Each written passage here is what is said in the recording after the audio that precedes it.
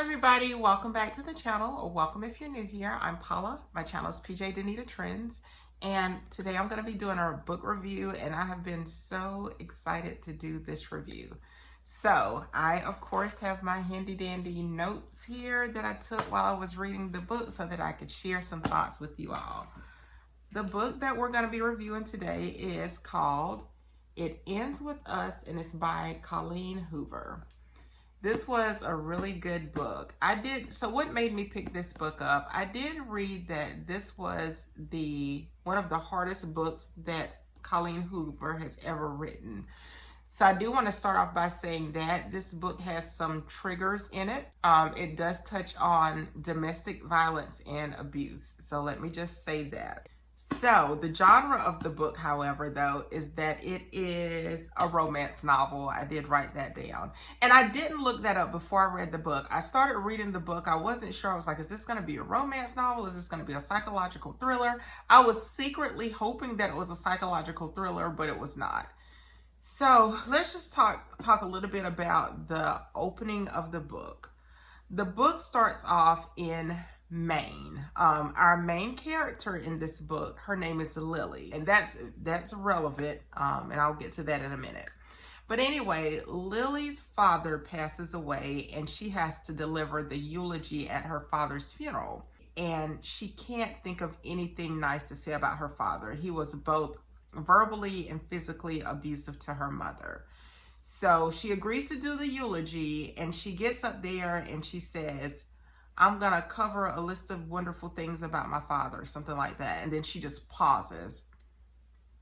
And there's awkward silence. She doesn't say anything. And so her mom assumes that she choked up, but it wasn't that she choked up. She was being really sarcastic because there was just nothing wonderful to say about her father. He was not a good person.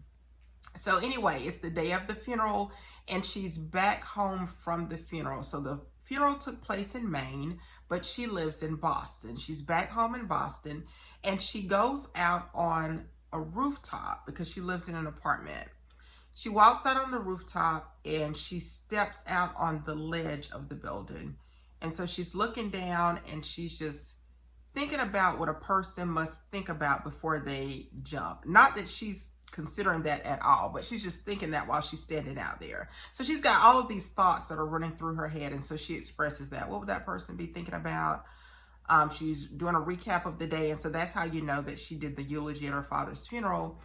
And while she's standing out there, she's also thinking back to what happened in her childhood and how her father wasn't the best person, and so she starts kind of introducing his character.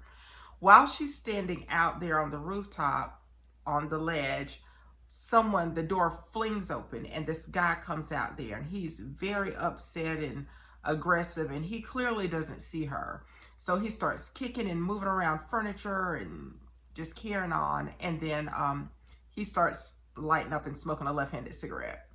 So she's just standing there hoping that he doesn't see her, and at some point he notices that she's there, and he looks over at her and he says, could you please just get down off of that ledge? I've seen enough for today. And I guess he's not sure if she's thinking about jumping off the ledge or what she's going to do or why she's even out there on the ledge. And so she gets a little bit offended because she's thinking, you don't tell me what to do. I'm out here minding my own business. You're actually interrupting my time out here. So anyway, they go back and forth in the conversation. She eventually gets off the ledge, and he starts telling her about his day and how bad his day is. He's a resident neurosurgeon, and so he's still training to be, obviously, a neurosurgeon. And he talks about, the horror that he sees in his job. And so she shares that she's just buried her father that day and had to deliver the eulogy at her father's funeral. So they kind of, get a little close by exchanging stories about how horrible their day was. And as they start to get closer, and I won't spoil too much, he has to go because, again, neurosurgeon. But he does share with her that his long-term future plan is to be a surgeon. He doesn't want to get married. He doesn't want to be in a relationship. He doesn't want to have kids. He doesn't want to be tied down with anybody. He just wants to be wealthy. He wants to be a status symbol, and that's why he does not want the family. So he's only into very short-term relationships, one night stands, that kind of thing, nothing else. And she's the complete opposite. And so she's a dreamer and she believes in love and all of this other stuff. So she also shares that her name is Lily and that she wants to open a flower shop. She shares a little bit about her father, and she used to garden to calm her nerves whenever her father would be abusive and emotional, and her parents would argue back and forth. So anyway, he has to leave. He leaves the rooftop, and he's there because his sister, who has a wealthy husband, they live in that building, and Lily's in that same building. So anyway, they leave. He snaps a photo and they don't see each other. They go their separate ways. And it's kind of a nice to meet you. Wish I had more time, but things just didn't work out this time. So fast forward, eventually Lily gets to where she finds the location for her flower shop. And this is about 6 months later. Her mom decides to move to Boston, and she's hesitant at first because she's thinking, I'm grown. I want to leave my childhood behind. I don't want you following me here. I don't want to have to think about you here. But her mom ends up moving closer to her. But that does end up working out because her mom, as she's opening this business, it's actually comforting to have some support there with her. But she finds this location, and on the first day she's there, her mom's in there with her, and it's got a lot of clutter. It needs to be cleaned. It's dirty. It's dusty. So they're talking about all the things that have to be done, but she's excited because she's finally going to get a chance to live out her dream of opening this flower shop. Well, this lady walks in and interrupts them while they're talking, and her name is Alyssa, new character. And Alyssa just asks if she's hiring because there's a help wanted or now hiring sign in the window. And she says, no. I guess that sign was there from the previous owner. And so Alyssa doesn't back down. So she starts talking about how she could help with cleaning, designing, painting, all the things. She's a visionary, help her pick out colors and all this other stuff. So Lily's mom leaves. She's like, I'm gonna leave you two. Y'all can talk about this. And so they start talking and exchanging ideas. She goes and gets hurt. I can't remember, she climbs up on something, but anyway, she ends up falling and spraining her ankle. And so Alyssa happens to be there and she says, let me call my husband, you're hurt. And they don't have anything there because she's like, you need some ice or something. So she calls her husband. Her husband's drunk, but he's there. And she said, well, I need help. I need you to come here. I'm with my boss. And he's like, what do you mean you're with your boss? You don't even have a job. And she's like, I'm here. And she tells him where she is. And she says, just bring my brother, because my brother's a doctor. So you can kind of see where this is going. Alyssa's husband, Marshall, shows up and he brings his brother-in-law, Alyssa's brother, who happens to be Raul. And Raul is the same guy that Lily met on the rooftop in the beginning of the story. So Raul comes in and he examines her ankle, and they act like they don't know each other because they had such an awkward exchange on the rooftop. So they're just conversating, and at some point, Alyssa decides her and her husband, they're going to go across the street to CVS and get some things, and they're going to come back while Raul's examining Lily's ankle. And so while he's examining her ankle, they start to talk about their encounter, their meeting on the rooftop months ago. And they never really connected when they were on the rooftop, and he wants to pick up where they left off. And so when he says that, his sister happens to come back in from CVS, and she's like, what are you saying to my boss? How offensive. She just hears him saying that he wants to connect with her. And so Lily and Raul play it off as if, again, they've just met, they don't know each other. So he helps her, get on her way, and she goes back to her apartment, and Alyssa, luckily, because she's come, she says, I'll keep everything going. I can come back here, I can clean up, you've got to stay off your feet for days, so I can clean, I can dust, you don't have to skip a beat.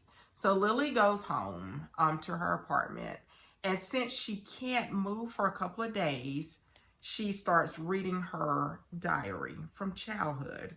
And in her diary, she addresses it to Ellen. It's always, Dear Ellen. Ellen is Ellen DeGeneres. She used to watch Ellen's show. And so she was a huge fan of Ellen. And so she would write to Ellen in her diary about the show. I watched the show today. And then she would also confide in Ellen about what was going on in her personal life as a child. And so she would share, you know, her dad came home, her dad did this to her mother, he yelled at her, screamed at her, you know, all this other stuff. But also, when she was a teenager, her neighbor that lived behind her passed away. And when her neighbor passed away, she owed a lot in taxes, and the house was dilapidating, and basically it wasn't worth salvaging. So her family just kind of let the house go, and the house became abandoned. Well, Lily did notice that there was somebody starting to go in and out the house. And turns out it was a teenage boy. His name was Atlas, and he's another character in the story. So she flip-flops throughout the story from when she was a teenager to now she's a 23-year-old. And so she talks about how she ends up meeting Atlas. She goes over and she leaves some food on the porch for him. And by the time she comes back to peer at her bedroom window, the food is gone. They end up riding the school bus together. He thanks her for bringing the food. He asks her if he can come over to her house one day after school. He comes over, he takes a shower, she gives him some of her dad's clothes. And so they form a friendship, and she starts helping him out because he's there because he has a horrible relationship with his parents. And so she helps him out, and he starts to come over after school because he asks her at one point in the story, what time do your parents come home? And so that way, I think her parents used to get home at about 5 o'clock. And so they would get there at about 3:45. And they started watching Ellen together. And so she talks about how that friendship evolves in the story. But anyway, I'm going to stop there because I think that's enough without giving you a spoiler. So just know that there are emotional triggers. If you're triggered by domestic violence and abuse, she does kind of do a recap of some of her experiences there. She talks about Atlas, the homeless guy that ends up living behind her, and how she starts helping him, and then they grow closer when she's younger. And then she talks about Rao, who starts to constantly pursue her throughout the story. But anyway, it ends with us. Really good book. I will also say in the back of this book, it has some of Colleen Hoover's other novels if you want to check it out. How would I rate this book? I would give it 5 stars. So much so, I was in the Chick-fil-A line one day, and it was long. That line was so long. And I had the book sitting like in my pocketbook.